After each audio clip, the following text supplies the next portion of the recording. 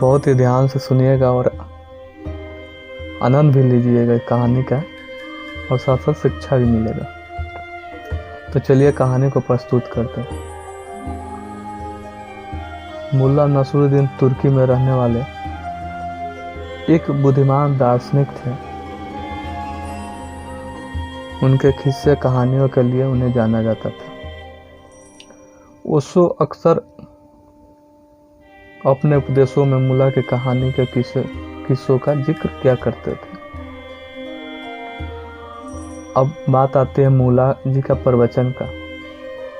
एक बार मुल्ला नसरुद्दीन के प्रवचन देने के लिए आमंत्रित किए गए, बुलाया गया।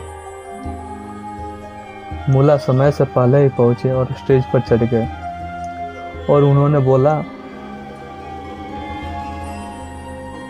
क्या आप जानते हैं कि मैं क्या बताने वाला हूं?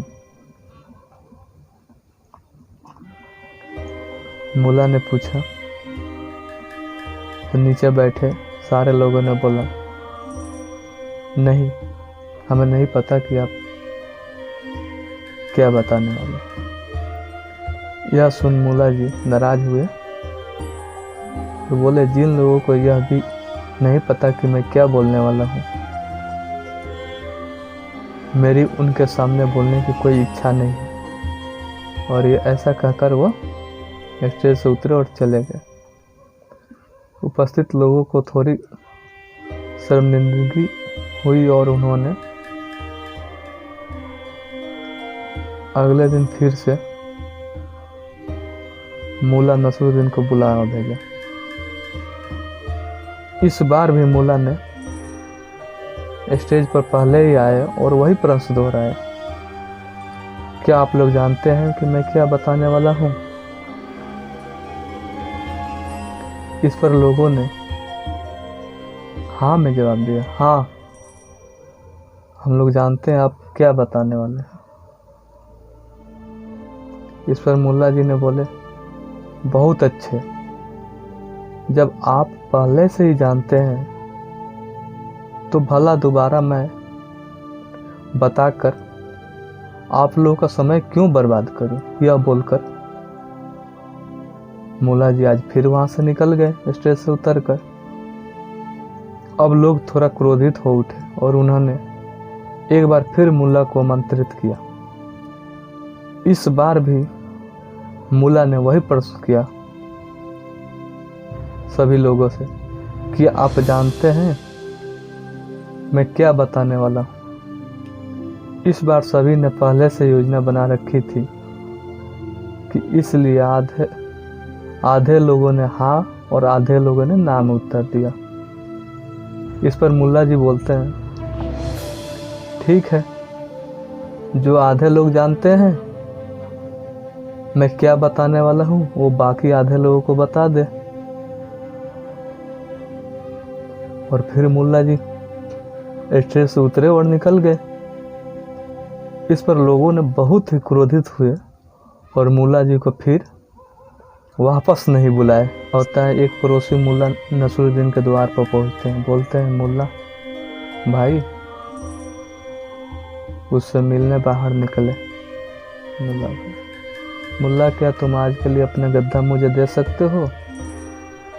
मुझे कुछ सामान दूसरे शहर पहुंचाना है। मुल्ला जी अपने उस गद्दा नहीं देना चाहते थे उसे, पर साफ साफ मना करने से पड़ोसी को ठेस पहुंचती, इसलिए उन्होंने झूठ कह दिया, मुझे माफ करना, मैंने तो आज सुबह ही अपना गद्दा किसी और को दे दिया हूं। मुल्ला जी ने अभी अपनी बात पूरी भी नहीं की थी कि अंदर से ढेचू ढेचू की आवाज आने लगी। तब मुल्ला के पड़ोसी बोलते हैं,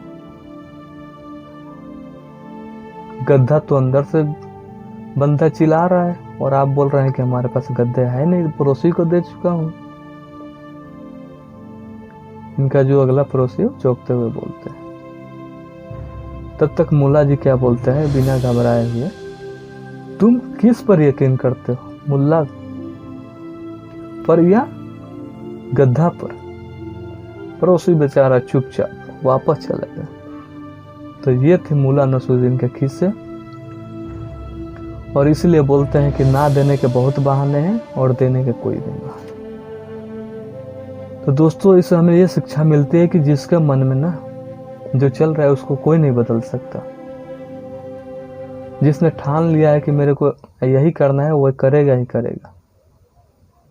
जैसा कि इन्होंने ठान लिया था कि हमें लेक्चर नहीं देना है तो नहीं ही दिए, और खुद ही लोगों ने भगा दिया इनको। चलिए, तो तब तक के लिए विदा लेते हैं। मिलते हैं अगले एपिसोड के साथ। तब तक के लिए धन्यवाद।